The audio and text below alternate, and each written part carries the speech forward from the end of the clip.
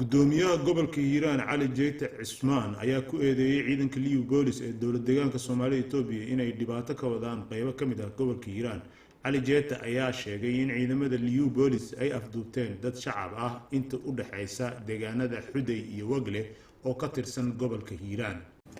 ku xiran feerfeer Itoobiya oo shacab iyo ciidan bay isugu jiraan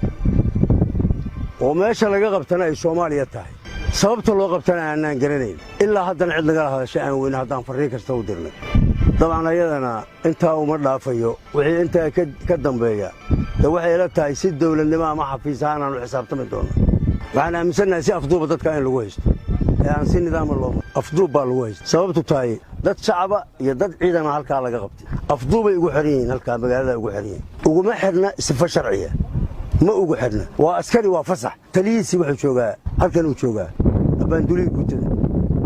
cid kale xaajootana uu leeyahay annagana cid kale xaajootaan weyn halkaas uu afduub ugu xiriyeen tuuleesu ku xiriyeen meesha degmadaas ku xiriyeen